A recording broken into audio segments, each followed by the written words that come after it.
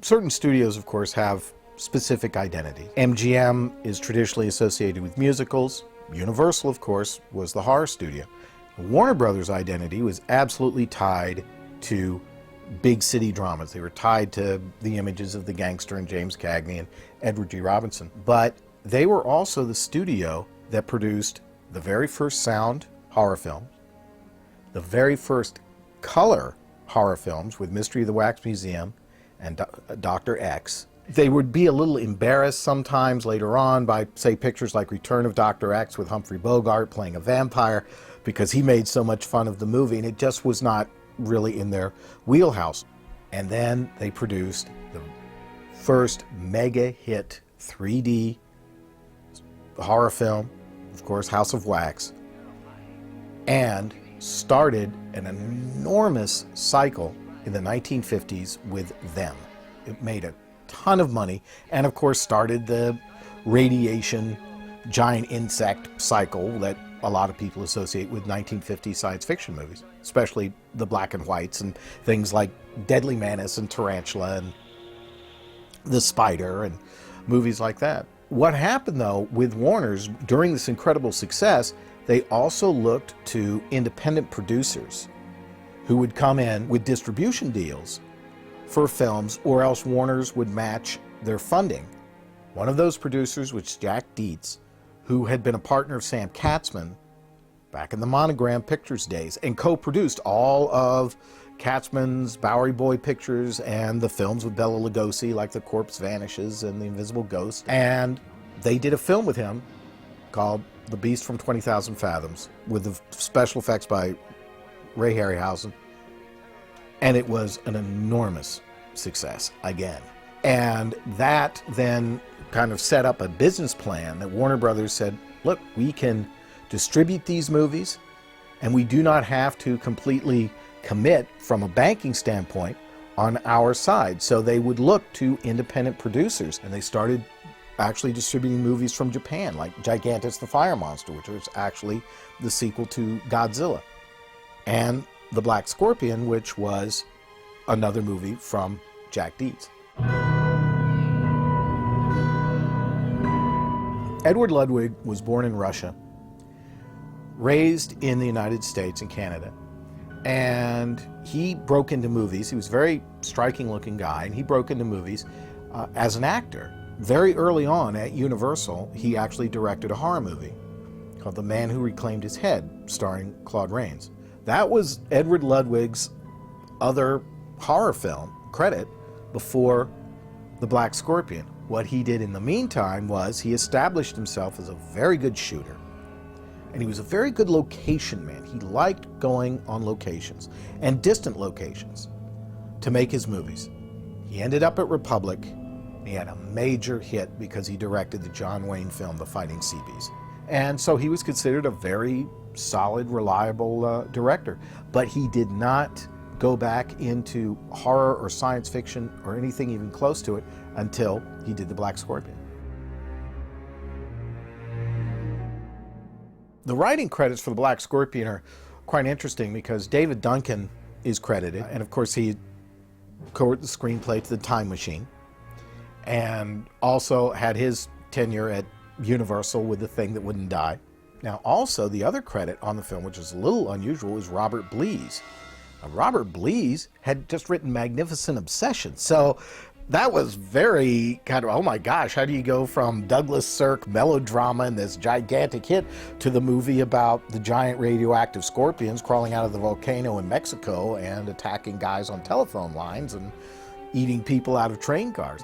And then later on was at American International, and where he wrote Frogs and actually wrote the second Dr. Phibes movie.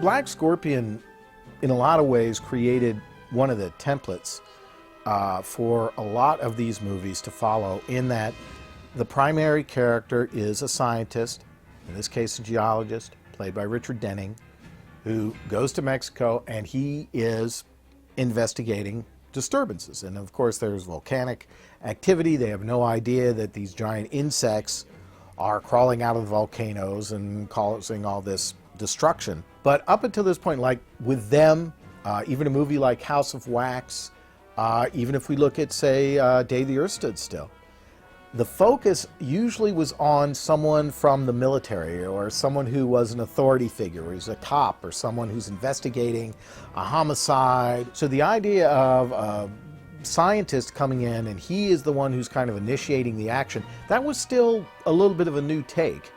And that's what the Black Scorpion really established that. And of course it became the pattern for practically every 1950 science fiction movie after that. Well, Richard Denning, of course, had been a very solid leading man at Paramount in the 1940s. As Denning's career progressed, he went into the service in World War II, and when he came back, he was still employable, but he was no longer really in the second-tier A leading man category.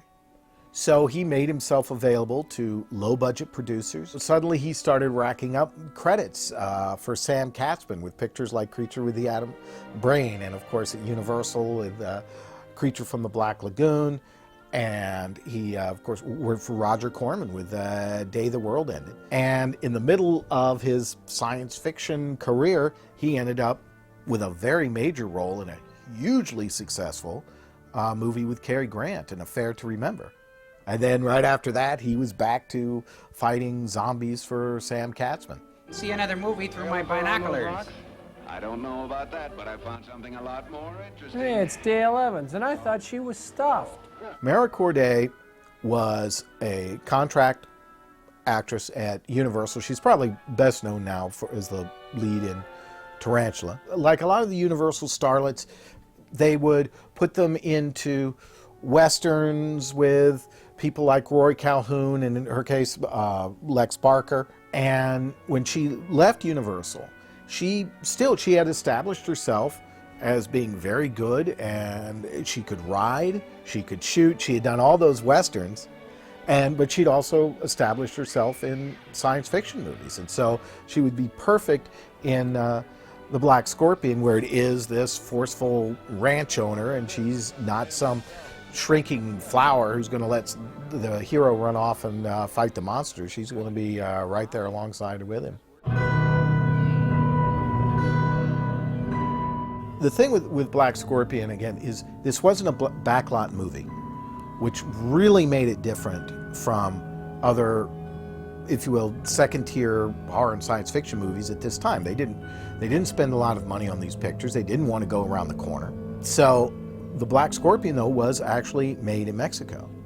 And I'm sure that a lot of that had to do with Ludwig. He was a location director. When he did Javaro, for instance, with Fernando Lamas and Lon Chaney, they went to Brazil. He did a film with Yvonne de Carlo immediately before The Black Scorpion, and they shot it in the Bahamas. So he, I think, preferred that. And so to shoot this movie in Mexico gave it an entirely different look. And it wasn't the Universal backlot, it wasn't studio bound at all. And it's actually really a beautifully photographed movie and a bit of a travelogue of the Mexican wild side, which is very nice. Willis O'Brien, this of course was after he had finally won his Academy Award. He was not a young man at the time of The Black Scorpion, but he was making himself available to lower budgeted movies like The Giant Behemoth, because they still would employ animation. And with The Black Scorpion, one of the wonderful things in it is the animation work that was primarily, of course, done by Pete Peterson, is how atmospheric it is. These were completely integrated scenes in the movie, and there's the wonderful sequence where they descend into the volcano in the little car, and they see all of these bizarre worms and ticks and what have you with those incredibly creepy sound effects. And the animation is just, it's just fabulous. And the attack on the train, where it gets derailed, and then the scorpions are crawling all over the train, grabbing people out of the windows. You see those tails just coming down and piercing these people, and you hear the screams and what have you. But of course, you're in the middle of the Mexican desert, totally isolated, and this horrible thing just emerges from the earth just to rip you right back down into the earth. It really is like God's thunderbolt. And you see in these scenes, even the way Edward Ludwig would do his coverage, it was very much the way Schoedsack and Cooper did coverage in Kong. I mean, it was truly integrated as far as where the actors were placed, where the animation was actually going to go. Nothing was separated in that kind of, oh, look over there, and then you cut to something else where obviously there's no true reaction and the eye lines are wrong and everything else. No, was beautifully done. So Ludwig obviously really conferred, I think, with O'Brien and with Peterson in coming up with these sequences. Black Scorpion was an independent film, and then Warner stepped in to probably supply, I would guess, the finishing funds and also for distribution. Of course, they ran out of money, as we know, in post-production, which is why some of the opticals were never completed. The film was successful. Of course, they included it in packages when things went to television. It was not as successful as Beast from 20,000 Fathoms. And although Warner's would later acquire the second Godzilla movie and things like that, the era of the black and white giant bugs and black and white radiation monsters and all of those things was really coming to a close.